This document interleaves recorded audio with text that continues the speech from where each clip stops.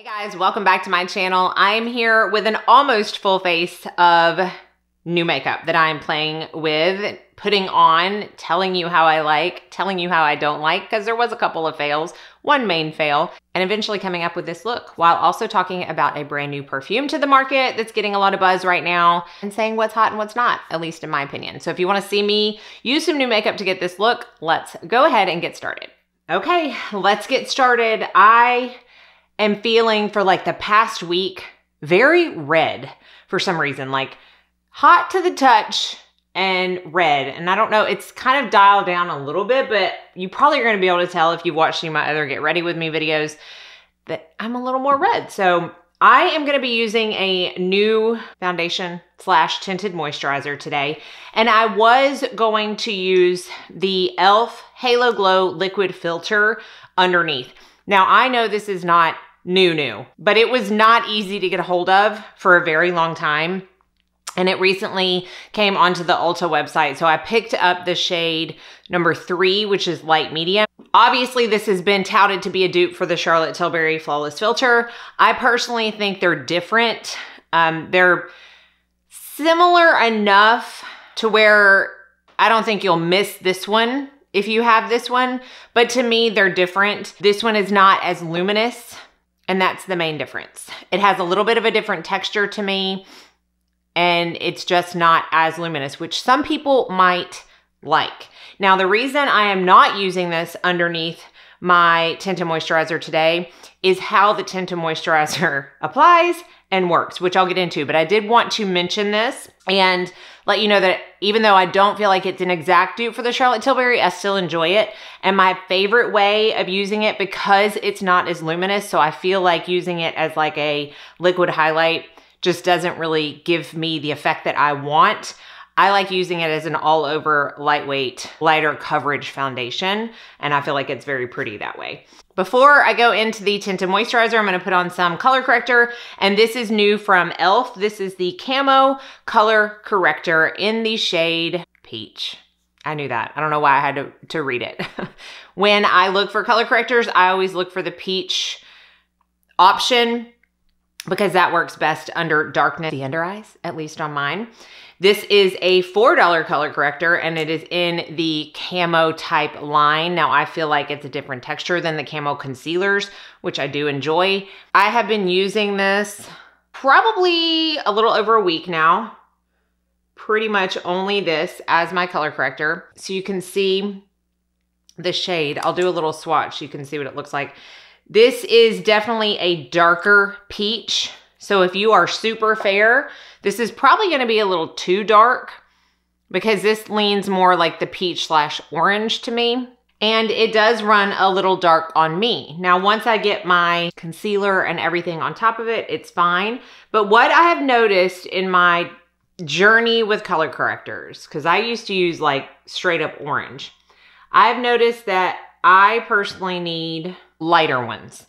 Something with a peach undertone, but that is probably 2 shades lighter than this one is gonna look the best, because sometimes when I get into this territory, it almost makes my under eyes look darker, which I think you'll be able to see.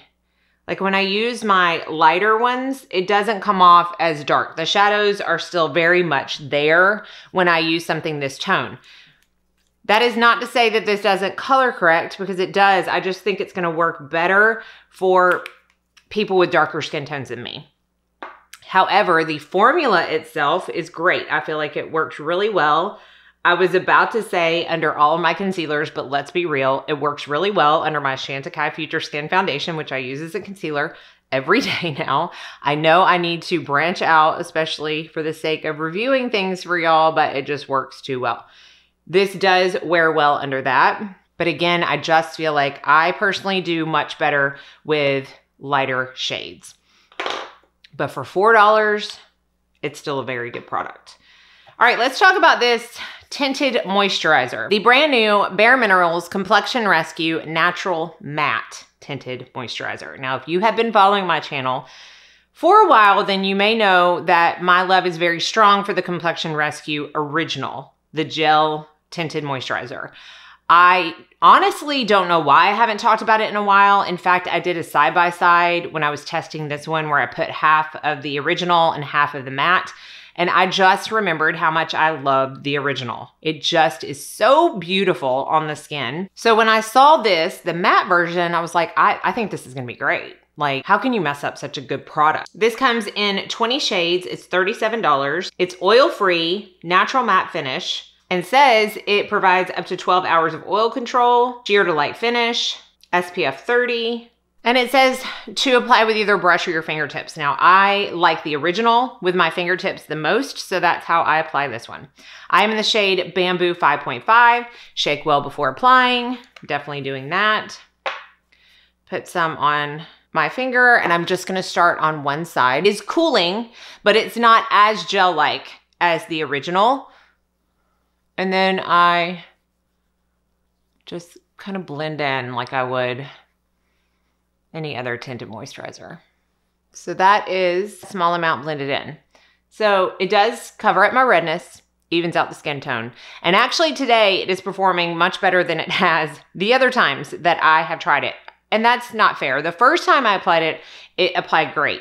The next 2 to 3 times, it was a hot mess trying to blend this into my skin. I don't know. It wasn't any difference in skincare. I use the exact same sunscreen and skincare underneath every single time. I'm not sure what it was, but there was a couple of times where it picked up my sunscreen underneath. It looked splotchy. It looked patchy. It would not blend in. It got super dry super fast. That's why I'm working one side at a time, because it was absolutely not working when I tried to do both and then kind of blend out maybe one side. And then by the time I got over to the other side, it was like, no, not happening.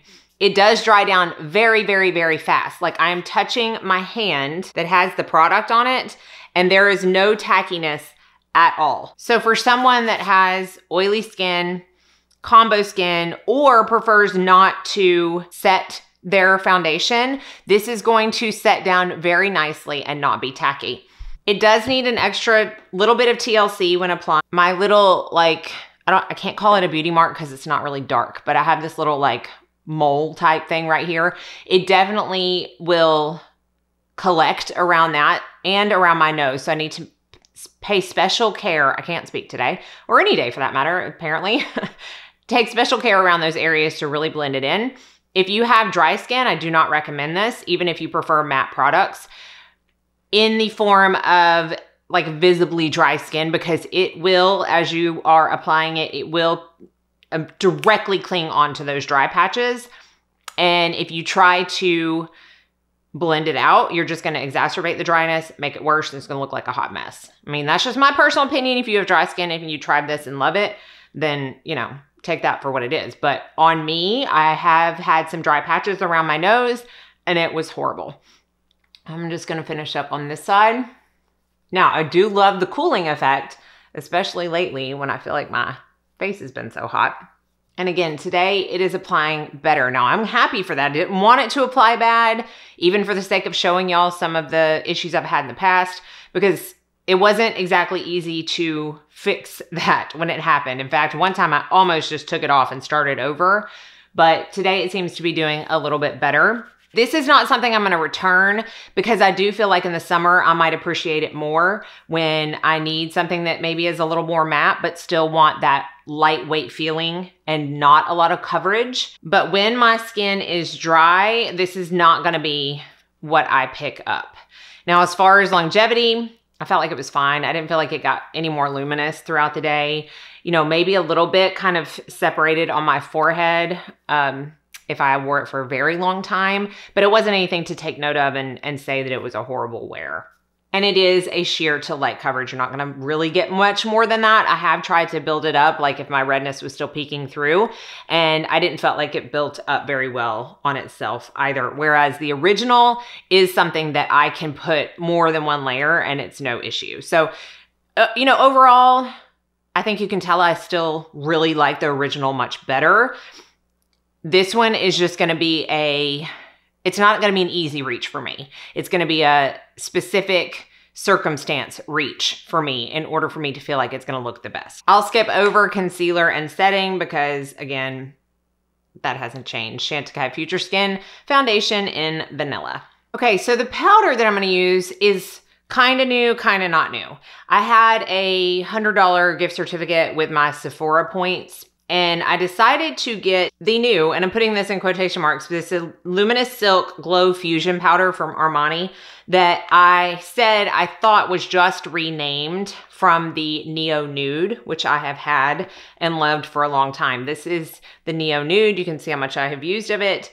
This is in 5.5, so I decided to get this in the shade 4 because I knew I was running out of that one to see if it was the same thing. And it, to me, is the same thing. Now, obviously, shade 4 is going to be a little bit of a different shade, and it works for me as well. I'm just going to use my La Mer powder brush. And even though I don't, like I said, have to set this down, I just realized I'm putting powder when I have a cream blush. Oh well, we'll see how well it works over powder. Even though I don't have to set the Bare Minerals down, I feel like this powder just, it looks good over it. Now let's get to the cream blush, which I just messed up. Merit Beauty has added some new shades to their cream blush range. This is the Flush Balm Cheek Color. They sent over 2 shades for me to try out, and I'm gonna show you those 2 shades. I have 2 of these already in my collection. The first one that I have, I cannot remember the name and I would have to go over there and check. I felt like it was a little too luminous on me. The second one I got was Beverly Hills and I really enjoyed that one. And these 2, I got Persimmon. So this is a soft orange red. That's exactly what it is. I do not have a cream blush in this color. So I am very glad to have this in my collection. The one I'm going to be using today is called Stockholm, and it is a baby pink. Look at how pretty that is. They apply very easily. Neither one of them, they do have a sheen to them like cream products do, but there's no added sheen, if that makes sense. Like you're always going to have a little bit of a sheen when you're working with creams, but some have like added luminosity. These don't. Now you can do them one of 2 ways, like all cream blushes, and you can apply it directly onto your cheek like this, which I will do on one side, and then take a brush. I'm taking the BK Beauty 113 and just kind of feather it out. Look at how pretty that, I love. When it comes to cream blushes, I think my favorite are the pink variety, and this is no different. Very, very, very pretty. Or you can take the brush and take it from the component itself and then apply to the cheek. If you do it this way, you're gonna have a little bit of a more controlled application. And this is honestly like my favorite way to apply it. And you can either leave it like this, or if you decide to apply bronzer, then it's gonna dial it down a little bit, which we are. But just wanted to show you those 2 new shades that I've added to my collection, and I do really like them. Now, I don't have a new bronzer, so I'm just gonna use the one I can't put down lately, my Jouer Duo, and this is in the shade Medium to Deep. I forgot to disclose that in the past couple of videos, I think. But I tend to tap into this one the most, at least right now. And I'm using my Sephora number 80 bronzer brush, and I'm just kind of stippling that into my forehead and on my cheeks. So it just brings a little bit of color back to the face. Now, I haven't decided, because that blush has a nice sheen, I haven't decided if I'm doing a separate highlight today. So let's go ahead and move on to the eyes. And I have a couple of new things for the eyes. I have a cream shadow and a palette. The palette is from Sigma. And please, like, if I am saying this name wrong, I apologize, because this is a person. And it is on Nuke, I think. This is a palette that she helped establish with Sigma. And it is called the Pro Eyeshadow Palette. And it has 20 shades, more neutral to warm shades on this side. And then you've got a couple rows of colorful, cool toned shadows on this side. So definitely something you can mix and match. I have been going on this side because that's just my jam. They also sent over an eyeshadow brush set that it goes along with this collection. The first thing I'm gonna do though is lay down a little bit of a cream shadow. This is from Wet n Wild, and it is the Shadow Silk Liquid Eyeshadow. This was in the new arrival section of Ulta. So I picked it up because it's Wet n Wild, it's very affordable, and I got the shade Bronze Digger. Not Gold Digger, Bronze Digger. So it comes on a doe foot, and the first time I used this, I just used this. I put it on my lid, and I kind of blended it up into the crease, and that was it. And it was so pretty. Oh, this is very pretty. I love the shade. The formula is great. Because I used it by itself, I did determine that it didn't crease on me. Now, the more you blend it out, the less of that shimmer you're gonna get. I find that to be the case with all cream and liquid shadows. It's so pretty. It's a beautiful one and done, like, bronze smoky eye. If you want something quick and long lasting, I think I'm gonna look into some other shades because they're just too affordable not to when they work this well.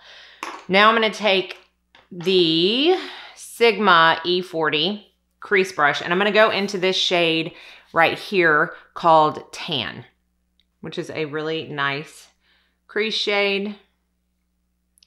Again, all of these are gonna be on the warmer side, on this side of the palette. So, you know, if you love warm shadows, this is definitely one to look into. If you don't, then I would obviously skip it. But Sigma Shadow formula is one of my favorites. Very, very long lasting on the eyes. And then I'm gonna take the E25 and go into Vachon, I think and it's this color that was right next to Tan, or that is right next to Tan, not was.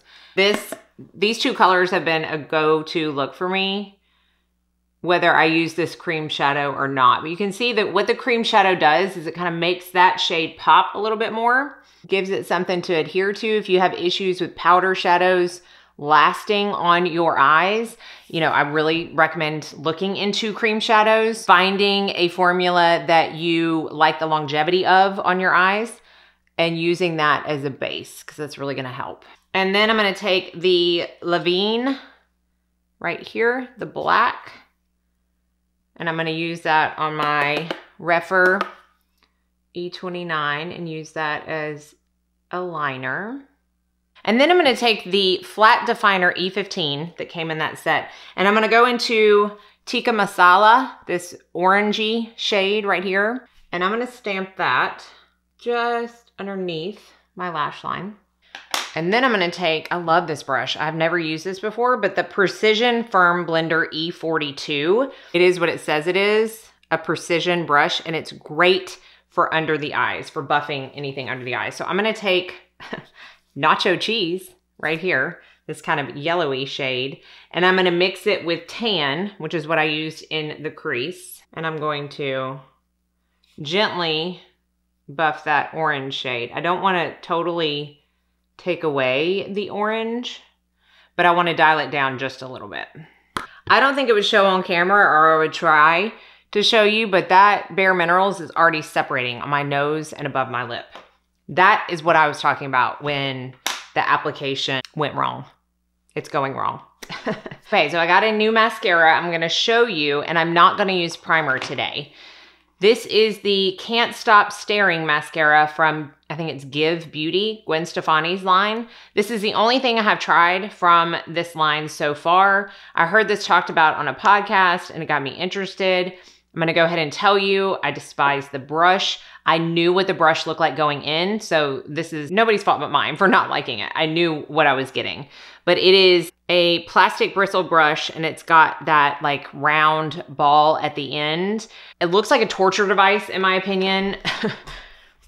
But I will say, I don't dislike this mascara, but I think you're gonna be able to see, especially if you have, you know, watched my other videos where I use some of my favorites, that it just doesn't look as good. It's very fast drying. So I do feel like, you know, typically I will do one eye and then I'll go to the other eye and then I'll come over and do a second coat on the first eye. I have to do the two coats right after each other because it just doesn't apply well if I let it dry for any longer than like 30 seconds. It's pretty. I don't think it's very volumizing. I think this is more of a lengthening mascara in my opinion. And I've tried some new ones lately that I like a lot better. I'm gonna be doing a full face review of one company in the next week or so, and I'm really enjoying their mascara. I don't really understand the purpose of this ball. I guess you're supposed to go up and have it like help separate, or I don't know. It doesn't do anything for me. All right, so this is 2 coats of the mascara and then obviously nothing. And again, I haven't used primer. When I do use primer, it looks a little bit better, but I still feel like this is mainly a lengthening mascara, not necessarily a volumizing one. So if that's what you're going for and you like these kind of brushes, it's not bad. It's easy to take off at night, which I appreciate. And I didn't have any smudging or flaking issues throughout the day on the other days that I've tried it. My lashes on this side are a little better than that side anyways. So, you know, maybe that'll give you an indication, but that's 2 layers on both eyes. The only thing we have left is lips and perfume. So for lips, I got this brand new Wet n Wild Lock and Shine lip color and gloss in the shade Nude Illusion. This is basically wannabe Chanel lipstick. Like they took the idea from the Chanel lipsticks that have this same kind of design and intent. And this is gonna be a first impression. I have not tried this one yet. The Chanel, I feel like I had a couple of the Chanels and I really never could get on with them. I know that a ton of people absolutely love them. They just were never my favorite. I remember using them in a video and I had so many people say, no, you're supposed to put it on this way. And then somebody else would say, no, you're supposed to put it on this way. And none of them matched. And I'm like, if it's that hard, I just want a lipstick that looks good. Like I have so many other glosses and bullet lipsticks I could just swipe on and they look good. I don't necessarily want to try that hard. So I think that's why I kind of just set them to the side and didn't mess with them anymore. This one says just to apply a coat of the lip color and then lock it in with a coat of the clear lip gloss. So that's what I'm gonna do. I got the shade Nude Illusion. Surprise, surprise. They do have 6 shades and they are $6.49. Bit of a different doe foot. It kind of dips down. So we'll see if I feel like that makes a difference. I do like the shape of the doe foot when it comes to like your Cupid's bow area. Y'all, that Bare Minerals is just not looking good today. Okay, it's getting tacky very quickly. I don't know. Can you see my lips like sticking together? I despise that feeling on my lips, which is why I'm glad they came with a gloss. It dried down super fast. This is more of a nudie pink. It's not like a brown nude or a peachy nude. It definitely is on more of the pink side of things. So then the gloss just has a brush and it's clear. The brush is very stiff. Okay. One thing I am appreciating more about this than I am the Chanel, even when I let the Chanel dry down, which this one dried down super fast. Even when I let the Chanel dry down and I went in with the gloss and then I rubbed my lips together, the lipstick underneath would get very patchy. It would mix with the gloss and the pigment would move around. And that's one of the reasons I just didn't love them. That is not happening with this one. The pigment's not moving around. When it dried down, it dried down. That gloss is not affecting it at all, other than taking away the very uncomfortable sticky sensation. Now, I will write down in the description box how I felt like it wore, if it wore a long time, if the sticky sensation came back as the gloss wore off. I'll put all that information down in the description box. But as of right now, upon very, very first impression, I much prefer how this applies versus the Chanel ones. And obviously the price is way, way better. Okay, and let's finish out with perfume. This, I just got a travel spray in, but I did go to Ulta and smell this and immediately purchase the travel spray. I did not get the full size because I think we all know I don't need it. But there was a lot of hype around this. This is the brand new Black Opium La Parfum. Okay, this is not Black Opium Eau de Parfum. It's La Parfum, okay? There's a difference. I only, in the full-size bottle, have the Black Opium Nuit Blanche, which is a limited edition flanker that is no longer available. But I have had Black Opium eau de parfum in the past. I definitely know what it smells like. It is a very polarizing fragrance. I feel like you either like it or you don't like it. And they have changed a few things up with this new flanker. They have taken the pink pepper out of the opening and added cinnamon. There is no licorice note in this, but there is what they call solar notes, which, I mean, do with that what you will. I think that's just supposed to smell very, I don't know. I was gonna say something, but no, I don't know. I don't know. This one doesn't have bitter almond in it. It still does have coffee and patchouli, but it also has way more vanilla, like 2 more types of vanilla than just vanilla in the original. And that I feel like is the main difference. It's smoother in my opinion. It's not as screechy like some people have said the original can be. The coffee is in the background to me. The patchouli is way in the background to me. As someone whose nose loves patchouli, I feel like it has radar for all types, and I really have to search for it in this one, at least me. It is a sweet perfume, but it's a sophisticated sweet perfume. It's almost viscous. It has texture to it versus the original. This is one that I feel like if you liked the original, you're still gonna like this. And I also think if you don't like the original, you may like this. It's definitely one to get your nose on. I think they highly improved on the original eau de parfum, and it's a win for me. I'm glad, obviously, that I have it because I did smell it before I purchased it. So that's it. That is the entirety of my playing with new makeup, and I'm not gonna say most. Some of it was a win, some of it was not.